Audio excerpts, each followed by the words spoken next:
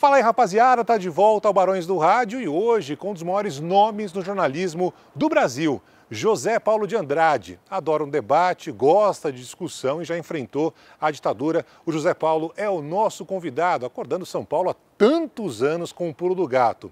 Esse Barões do Rádio tem o apoio do Magazine Luiza, o pessoal do Magalu, o Fred, o Diego. Um abraço para vocês, rapaziada. A partir de agora, tem Barões do Rádio com José Paulo de Andrade.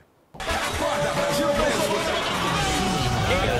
Eu te amo! Barões do Rádio. Zé, muito obrigado pela presença aqui no Barões do Rádio, um privilégio tê-lo aqui com a gente. Muito obrigado, Zé Paulo. A honra é minha. O começo é aqui em São Paulo, na Rádio América, né, Zé? Na Rádio América, que ficava ali na Consolação com a São Luís, em frente ao estado de São Paulo, né?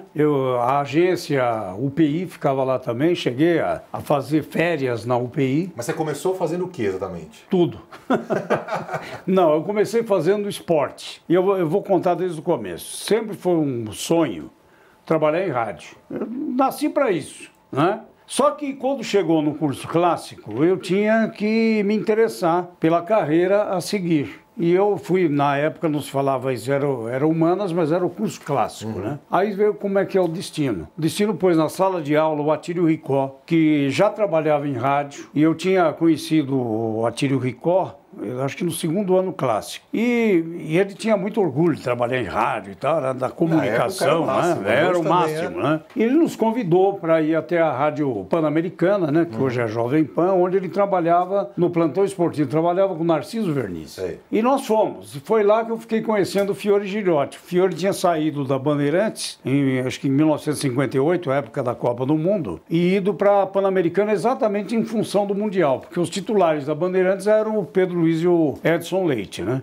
E o Fiore estava lá, foi quando eu o conheci. E veja só como é que são as coisas. Na hora da despedida, eu dei um abraço no Fiore, ele sempre muito cordial. Falei assim, nós ainda vamos ser colegas. Mal sabia eu que anos depois, né, ele seria o diretor de esportes e eu de jornalismo na mesma emissora Bandeirantes. Esse foi o começo. Então o Atílio deu esse impulso, porque quando ele saiu da Pan-Americana e foi para a Rádio América, que era do grupo da Bandeirantes, ele se lembrou da nossa conversa, que eu falei que era um sonho e tudo mais. Falou, se você quiser ver como é que é, se aparece lá na Rádio América, participa lá com a gente da feitura do programa, né, da redação. Eu fui e não saí mais, né? Mas como é que era esse começo, Zé? Você falou que fazia tudo, né? Me explica placar esportivo, aí o campeonato do Piauí, da Paraíba, do Amazonas, etc. Aquele placar imenso, eu dividia com a Atílio. Foi assim que eu comecei. Aí eu passei a fazer, eu trabalhava no plantão esportivo. Era a rádio escuta do plantão esportivo, aqueles rádios imensos do tempo da guerra, né? Ficava ouvindo outras rádios ondas outros curtas, estados, né? Ondas curtas, aqueles rádios desse tamanho. E aí quando o Atílio Ricó saiu da Rádio América, porque era o sonho dele ser repórter da Bandeirantes. Na época do Pedro Luiz, diretor da Rádio Bandeirantes. Ele conseguiu. Ele saiu da Rádio América e passou a ser repórter na Rádio Bandeirantes. E aí sobrou espaço. Sobrou espaço no plantão esportivo da América. E éramos dois. Marco Antônio Gomes, o Marquito, né, que depois foi diretor de jornalismo da Jovem Pan, da Rádio Excelsior, né, hoje CBN, né, e eu. Nós tínhamos o quê? 20 anos, 21 anos. Os dois dividiam o plantão esportivo. Veja que na época que eu comecei na Rádio América, estava começando aqui na Bandeirantes, e como a América fazia o segundo jogo em importância, o Josival Peixoto. Então eu fiz plantão para o Josival Peixoto naquela época. Isso era o quê? 62, por aí. E aí você depois virou repórter ainda na Rádio América? Como é que foi? Não. Na Rádio América eu comecei a fazer também redação de programas jornalísticos, além do esporte. Você conciliava as duas coisas? Isso. Aí, como é que eu vim para Bandeirantes? O Luiz Augusto Maltoni apresentava um noticiário esportivo, chamava Atualidades Esportivas. Tinha 4 vezes por dia, era na hora, de manhã, na hora do almoço, à tarde e à noite. Você passava o dia na emissora. Mas para mim, estava pouco me lixando. Era o momento mesmo. Aí o Maltoni me falou, o Pedro Luiz, se eu só vou para a reportagem, você vê que cada um tem uma história ligada a outra. Se eu encontrar o substituto para a atualidade esportiva. Precisa de alguém para o meu lugar. É isso. E aí eu fui lá. Eu tremia, né, antes de entrar na sala do Pedro Luiz. Aí a hora que eu sentei, eu fiquei bem calmo, né, para não dar bandeira também, né? Claro. Senão como é que eu ia negociar o salário? Eu lembro que na época eu ganhava 28 mil cruzeiros na Rádio América. E para ir para Bandeirantes, eu pensei assim, né, eu vou chutar uns 50 mil, né? Chutei, só que o Pedro Luiz já tinha contraproposta, me ofereceu 40. Eu falei, não, é muito pouco. Eu ainda botei banca. Sei. Falei, tá bom, nem para você, nem para mim, 45. Foi assim, 45 mil cruzeiros. Foi o meu primeiro salário. Contrato aqui na Rádio Bandeirantes. Que ano foi isso, Zé? 1963. Então eu fiz agora 56 anos em fevereiro, né? Sim.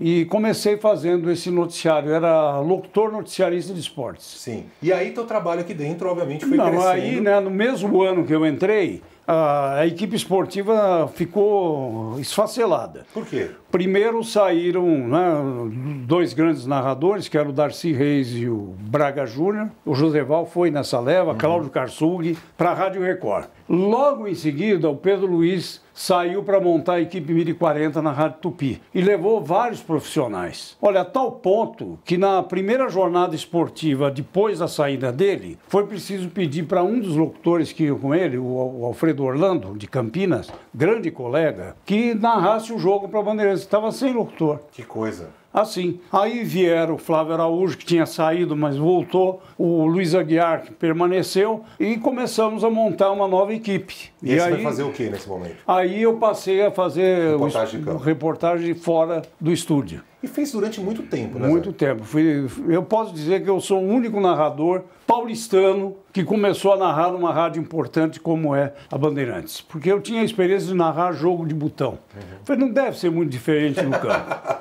Aí sobravam, por exemplo, né, eu fazia posto, sobravam 2 minutos no jogo, 5 minutos, eu aproveitei da melhor maneira possível. Eu cheguei a ser um razoável locutor esportivo. Mas como eu fazia muita coisa, já fazia TV também nessa época, 67, quando surgiu a Bandeirantes, eu comecei a fazer TV também. Era muita coisa, eu não podia me dedicar exclusivamente ao esporte. E aí eu não evoluí como narrador esportivo, porque jogo fora, por exemplo, eu não podia ir.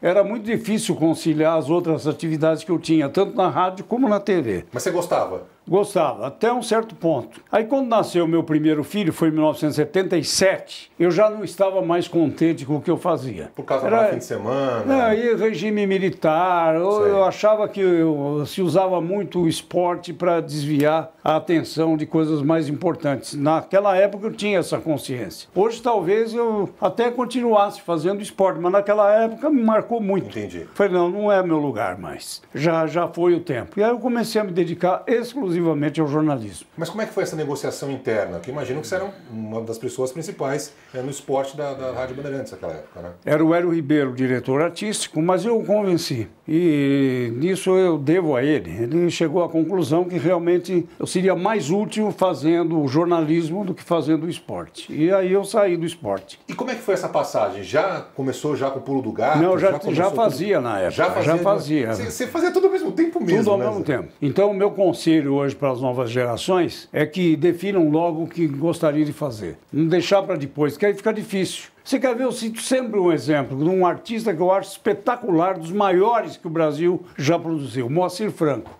Moacir Franco é um excelente intérprete, é um excelente compositor e é humorista. E ator, né? Então, ele misturou muitas coisas, então ele não é reconhecido como o grande cantor e compositor que ele é. E eu sinto isso no Moacir, que é uma pessoa que eu admiro muito. Então, para evitar isso, eu dou esse conselho para quem está começando. Logo definir o que vai fazer, porque depois fica difícil. Não parou por aí, né? Porque o Zé depois acabou também assumindo várias partes da chefia, não só da Rádio Bandeirantes, a TV Bandeirantes. Ou seja, essa história de acumular está um pouco ligada à tua carreira, desde o começo. Então, o mais lógico seria que eu assumisse o departamento esportivo. Que eu cheguei, inclusive, em férias, dos titulares do Oswaldo Santos, do Darcy Reis, eu cheguei a interinamente ocupar a chefia. E aí eu vi como era difícil conciliar os interesses dos narradores esportivos. Sim. Para quem não sabe, sempre o narrador quer narrar o principal jogo do Sim, clássico, só isso. né? Só e isso. Não é assim que funciona. Então, aí, o que aconteceu? Na época, o Departamento de Jornalismo da Rádio Bandeirantes tinha como diretor o Gabriel Romero, que também era o diretor da TV. Um grande jornalista, um companheirão, tenho uma admiração muito grande pelo Gabriel. Foi presidente do Sindicato dos Jornalistas. E o Hélio Ribeiro era o diretor artístico, mas ele Mandava em tudo, Hélio Ribeiro. Ele concentrava os poderes no esporte, no artístico, no jornalismo. E cabia ao Gabriel Romero a parte administrativa. E ele sugeriu, na época, aos diretores, ao Salomão Esper e ao Samir Hazuki, que eu ficasse no departamento de jornalismo. E foi assim que, de repente, deu uma guinada. Eu tinha parado no esporte no mês, acho que de março. E em agosto vieram me convidar para assumir. Nunca tinha passado pela minha cabeça. Tanto é que eu apanhei muito no primeiro ano. Eu queria ser aquele chefe legal, entendeu? Sei, não dá e certo. não dá certo. Não dá certo. Eu acho que você precisa ser justo. O bom chefe é aquele que é justo, não aquele que é amigo. Porque não há amizade. Na hora que você tem uma relação de subordinação com o seu funcionário, não há amizade. Você tem que separar isso. Infelizmente, não é da cultura do brasileiro isso, né? O brasileiro mistura muito as Tapinha coisas. nas costas, né? Eu aprendi a duras penas Mas no primeiro agora, ano. você no jornalismo, né, que é até onde a gente mais reconhece o trabalho de tantos anos aqui na Rádio Bandeirantes. Como é que foi esse início do Pulo do Gato, a concepção do trabalho, do jornal? É muito parecido como você faz hoje, por exemplo? Olha, eu sempre digo que nesses 45 anos, né, viramos até livro, né? O livro era do Cláudio Junqueira. Nesses 45 anos, o que mudou não fomos nós profissionais, foi o ouvinte. O ouvinte mudou. Então a diferença que eu sempre registro é essa. O ouvinte era eram os anos de ditadura. Né? Quando surgiu o Pulo do Gato, o presidente era Médici. Era um perigo danado. Qualquer opinião que você transmitisse poderia ser mal interpretado. Era muito complicado?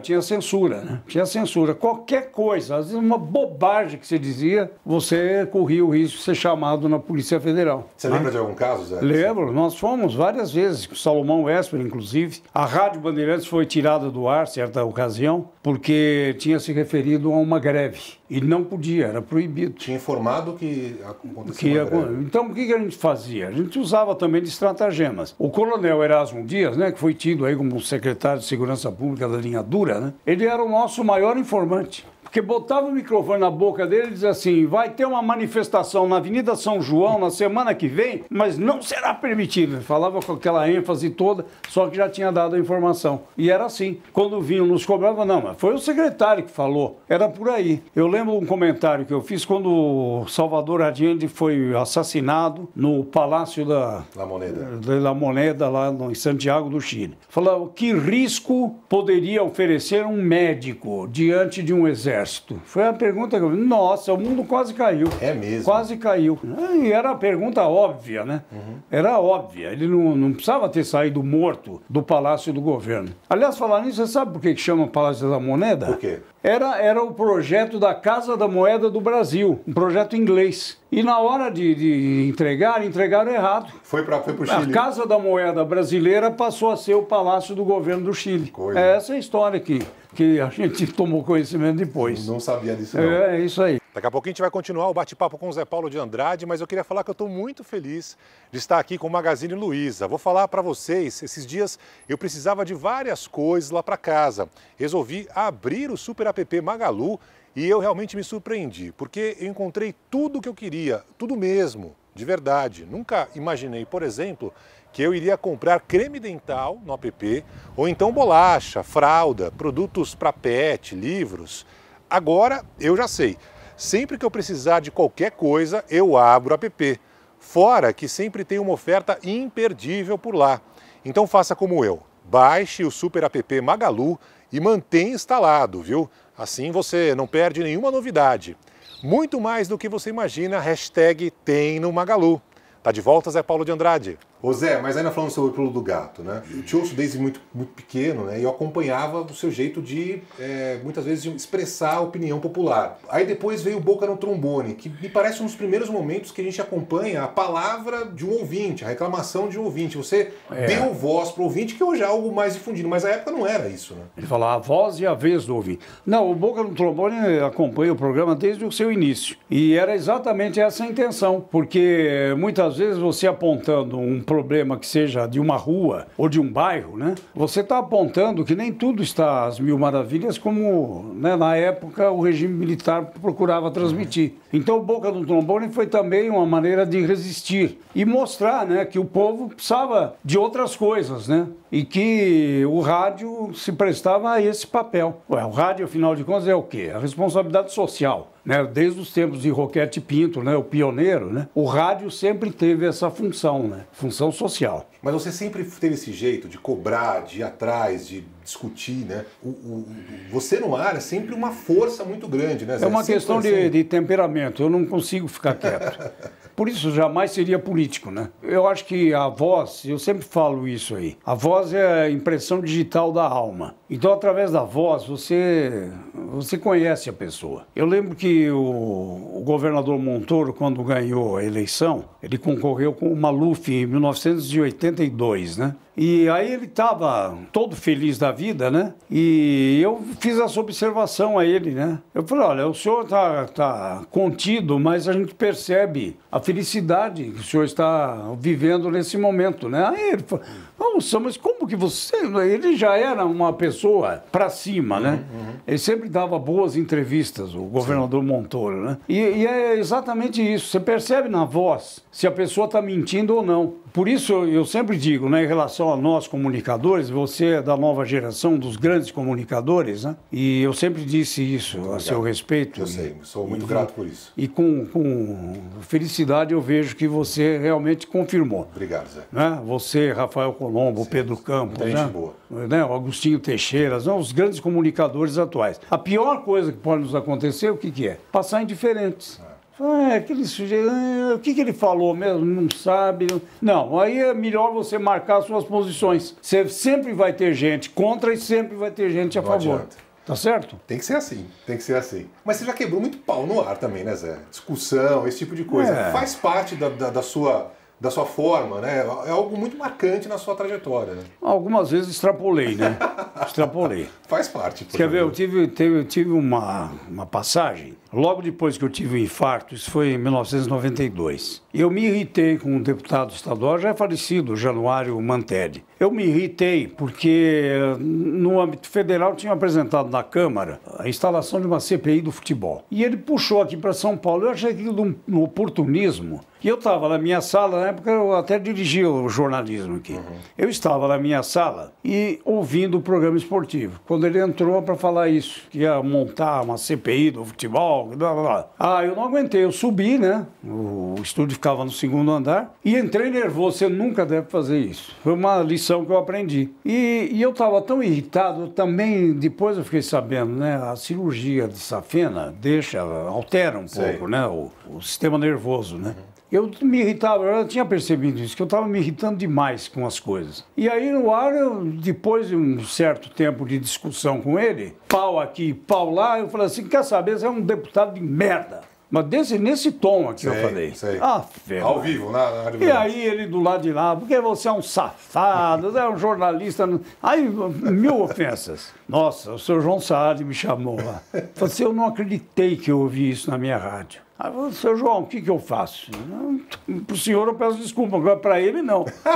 Para ele não, porque aquilo que eu falei para ele é o que eu acho dele. É a mais pura verdade. É a mais pura verdade, porque politicamente não nos afinávamos, digamos assim. A outra passagem foi com o governador Quércia. Ali, eu já esperava que ele viesse para bater tanto em mim como no Salomão. Eu avisei o Salomão. Você já vem meio preparado, né? Sim, porque nós tínhamos feito uma entrevista anterior à eleição em que ele não saiu muito bem. E eu acho que os assessores dele, depois que saiu do programa, envenenaram um pouco o governador Quércia. E o candidato dele era o Fleury, né? Que depois acabou ganhando a eleição. Sim, também. ganhou a eleição. Aí ele veio no programa. O Quércia. O Quércia. Eu comentei com o Salomão que possivelmente ele viria, né, para nos espicaçar, né? E não deu outra. Ele começou, né, foi rodeando, eu só esperando a hora que ele ia me bater, né? Sei. Eu questionei com o reajuste do IPVA. porque tinham me falado, eu mantenho a minha fonte em sigilo até hoje, que já estava toda a planilha pronta quando o governador deu uma ordem para aumentar determinado...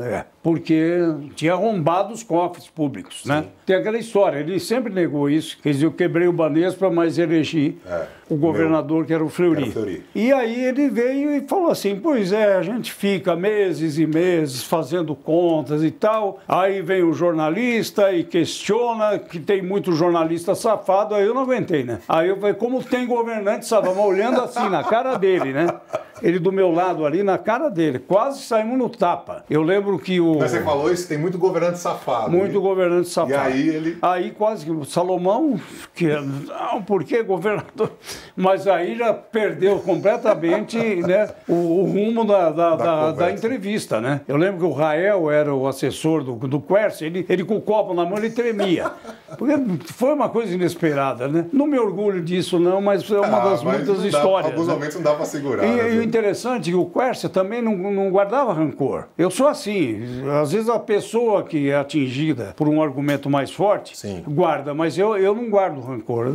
Passou, passou. Eu sempre digo, aquela história de Las Vegas, né? O que acontece em Vegas, fica em Vegas. O que acontece dentro do estúdio, fica no estúdio. Como no campo de futebol também. E aí o Quercia foi lá conversar com o diretor-presidente, o João Jorge Saad, e perguntou pro João Saad se eu ia ficar chateado com ele. Olha, nós quase saímos na porrada, como eu ia ficar chateado? Era, né, tanto um como o outro podia ficar chateado. Não, aí a partir daí, até, sabe, nos encontramos algumas vezes depois e com até cordialidade. Ficou ali mesmo, ficou no estúdio aqui. Entendi. Para terminar esse assunto de discussão, eu lembro também que tiveram algumas discussões com a Maria Lídia, que apresentava o jornal mais para frente com vocês, né? Também a relação depois voltou ao normal, né? A Maria Lídia foi uma boa experiência que nós tivemos. Foi uma pena não ter continuado conosco. Foi um ano eleitoral em que ela até hoje, né, assim, né? A TV Gazeta sempre a convoca para fazer os debates e tudo mais. Então estava meio difícil dela conciliar horários, mesmo que sair à tarde da TV. Foi uma pena ela ter saído. Foi uma experiência muito boa que nós esperamos agora repetir com a Thaís Herédia, né? Que está chegando aqui na Rádio Bandeirantes. Que está chegando esse mês de março aqui para compor o quinteto do Jornal da Bandeirantes, gente. Que legal. Ô Zé, você teve tabelinhas maravilhosas com repórteres, né? O que eu mais acompanhei foi com o Luiz Carlos Guerra. Sim, sem dúvida. Que era uma afinidade, assim, um levantava, outro cortava, né? Eu queria que você falasse um pouco, não só do Gertel, como de outros profissionais que você trabalhou ao longo da sua carreira, né? E como é que funcionava essa química, né? Você tem que ter isso, né? O Gertel, você citou muito bem, o Gertel foi a pessoa com que eu mais me afinei. Mas eu tive também bom relacionamento com os outros repórteres. O Newton Flora, por exemplo, não há como não citar o Newton Flora. Porvinha, que a gente brincava, que sempre, né, pronto para explodir, né? Foi um grande repórter do nosso programa, do Pulo do Gato, porque na época o programa era do departamento artístico. Tá. Então, os repórteres que eram do jornalismo achavam que para fazer o programa tinham que ganhar a parte. Entendi. Entendi. E aí eu devo ao Newton Flora, ao Edson de Fonso, saudoso Edson de Fonso, e também ao Lencioni Filho, que não tive mais notícias dele, os 3 repórteres que toparam fazer matérias para o Pulo do Gato. Então eu sempre me afinei bem. O Bahia Filho era outro repórter dessa época, e outro, além do Gertel, que é da mesma época, o Pedro Luiz Ronco. Sim, sim. Não é? Que eu hoje apresento, que o Pedro é um espírito alegre, né? Muito alegre. Ele contou uma história maravilhosa pra gente, que então, foi... o Pedro fala o seguinte... Do Papa lá, que ele tava lá, que você era chefe dele. Não, tem outras. Conta pra gente. Mas o Pedro, até hoje eu falo, né? O Pedro, quando era um profissional sério, que hoje só fala besteira na Band FM. Mas foi um grande companheiro, o Pedro Ronco. Foi um grande companheiro. Tenho saudades desse tempo aí. Nós formamos uma equipe, né? Modéstia à parte, né? Eu posso até estar puxando um pouco a sardinha para minha brasa, né? A brasa para minha sardinha. É isso? A brasa para a sardinha. Tá bom. Mas era uma equipe muito coesa. A Vera Lúcia Fiordoliva, depois veio tinha a Maria Cida, recentemente falecida, né? Maria Cida, eu senti demais agora o falecimento dela. Foi uma grande repórter, né? Era de um outro perfil que não da Vera Fiordoliva, que é a esposa do Gertel. Né? A Marilu Cabanhas, que veio depois. Sabe? Todas grandes repórteres, né? E na época que eu assumi o jornalismo, não tinha uma mulher no departamento. Era só homem. Era só homem. Eu lembro a primeira primeira que eu contratei, a Doris Dales Fressá, que hoje mora em Santa Catarina. Metade do departamento ficou apaixonado por ela, mas era a única mulher. Só tinha homem na redação? Além de tudo, era uma mulher bonita, né? Hoje é tudo muito mais... Hoje a maioria é mulher, né? Até a maioria é mulher mesmo. Mas nessa história, né, dessas parcerias, né, dessa participação muito no rádio de manhã, com o Pulo do Gato, com o Jornal Gente, né? O que você deixa, assim, o que você lembra de momentos que são inesquecíveis, né? Eu lembro, por exemplo, teve o Silvio Caldas que ligou um dia sim, no meio essa do programa, uma das histórias mais pitorescas do programa. E aí, eu fiquei na dúvida, né? Imagina, 6 horas da manhã, cedinho. 6h15, por aí, mais ou menos. Alguém falou, o Silvio Caldas está no telefone. É brincadeira, é trote. Aí, mas assim mesmo, eu falei, bom, vai que seja, né? E eu falei, prova que você é o Silvio Caldas. Aí ele começou, né? Minha vida era um palco iluminado. Eu falei, pronto, pode parar, é o Silvio Caldas. Aí fiz a entrevista com ele. Um outro caso que marcou muito, eu cheguei uma manhã aqui na Bandeirantes, e onde está hoje esse imenso conjunto, como é que chama aqui? Empreendimento imobiliário que tem. Empreendimento imobiliário. Era um terreno onde a gente tinha o nosso estacionamento, né? E tinha polícia aí na frente, e a gente entrava pela Rua Radiantes. Hoje é pelo outro lado do prédio. E aí fiquei sabendo que alguém tinha deixado uma criança no mato aí, no mato. Aí em frente à nossa portaria. E na época eu estava tentando com a minha mulher, né, Nadir, na época, ter filhos. E estava difícil, né? Até que o meu primeiro filho nasceu 8 anos depois do casamento. Houve algumas intercorrências aí, perdeu. Sei. Enfim, era uma coisa que mexia muito comigo. Muito, E aí eu fiz um comentário no ar. Foi tanta gente querendo e quem tem abandona, né? Como se fosse um traste, um trapo, né? Tinha um ouvinte, o Hélio Siqueira já é falecido. Ele era vendedor, estava indo para Guarulhos, ao lado completamente oposto. Quando ele ouviu isso, mas ele veio que nem louco aqui para Bandeirantes. Veio me procurar para saber onde que estava essa criança.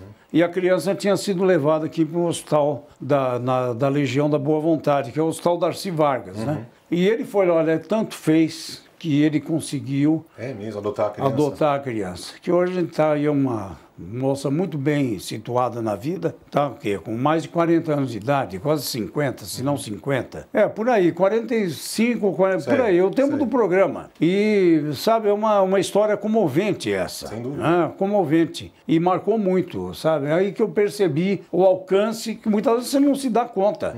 Fala, mas quem é que está nos ouvindo? Quem é que vai ouvir esse apelo, né? Não foi nem apelo, foi um desabafo que eu fiz. E coincidiu que a história dele era a mesma minha, né? Que coisa. Tá vendo? Que demais. Ô Zé, você falou pra gente que passou por alguns problemas de saúde, né? Mas mesmo assim você continua firme, 5h30 da manhã, começa o Pulo do Gato, né? Qual que é o grande barato? Qual que é a tua mola que te dá energia para continuar acordando muito cedo, acordando São Paulo, com a voz firme, a voz forte, cobrando e tal? Qual que é essa energia toda? Mas olha, o fato de eu ter fumado me cobra um juro altíssimo. Você fumou muito? Fumei muito e tive um infarto. Aí quando eu tive o infarto, eu corajosamente parei de fumar, mas aí já era tarde. Já tinha sequela do enfisema pulmonar, que é a tal de DPOC, que me limita muito hoje. Eu tenho tido muitas limitações, principalmente de locomoção. Eu gostaria de estar em vários lugares. Agora, há pouco tempo, mesmo com o lançamento do livro, eu vejo aí todo o empenho do Cláudio Junqueira. Foi um sucesso, né, Zé? Não é? Então, mas muito se deve ao empenho dele. E eu não posso acompanhá-lo, porque eu não tenho condições até físicas para isso, né? Fui mal e mal no lançamento do livro, que também seria demais não ir, né? Mas foi demais. Foi. O pessoal lá te abraçando, então,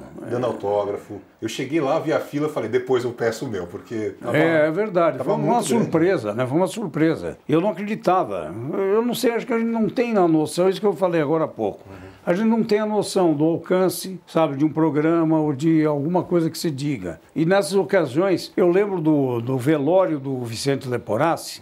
O Leporassi foi uma referência no jornalismo, né? E foi no Teatro Bandeirantes. A multidão que foi lá, eu até comentei na época com o Salomão. Será que o Leporassi tinha noção, né, do alcance do programa dele? Tanta gente. Eu vivi um pouco isso agora no do velório do Boechat, que também foi um negócio... Do Boechat, exatamente. A comoção é algo... Exatamente, mas o Boechat chegou a ter a noção do alcance que ele tinha, como eu tive agora no lançamento do livro, né? Isso é gratificante. É gratificante, né? Você não espera isso. Mas energia para continuar todo dia, Zé, 5h30 da manhã... É o desafio da rotina. Que nós jornalistas temos uma rotina, quer dizer, todo dia você faz aquele programa, só que é uma rotina que é diferente a cada dia, né? Agora, tive uma grande tristeza também, você falou do Boechat, eu estou me lembrando aqui, foi uma marca do programa. O Gualberto Curado foi o grande companheiro do início do programa. Nós fizemos um laboratório, né? Eu tive até uma sessão filatélica no programa.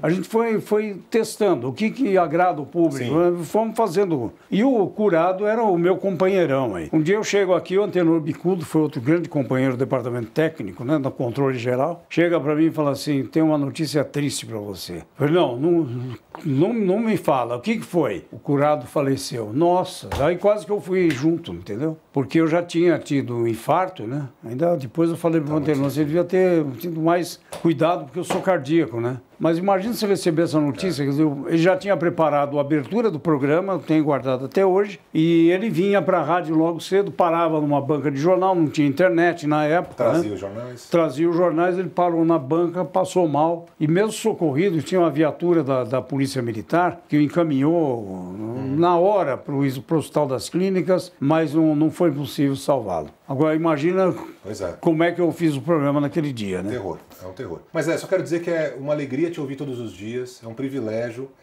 Você não tem, talvez, ideia do quanto você representa para a minha vida, para a vida de quem está acompanhando a gente agora. Essa experiência que você teve lá no lançamento do livro, né, mostra um pouco do que as pessoas te admiram o seu trabalho, né, sua coragem. Não é fácil fazer o que você faz até hoje com tanta valentia, né? Então é muito bom te acompanhar todos os dias na Rádio Bandeirantes. E com outro detalhe, né? Sou do conjunto dos bancários da Rua Santa Cruz. Também, onde eu morei lá. Deixa eu só pedir aqui para o Edu me ajudar. Tem uma singela homenagem aqui. Esse é o troféu Barões do Rádio, que vai para você, Zé Paulo. Muito obrigado por tudo, viu? Nossa, muito legal, hein?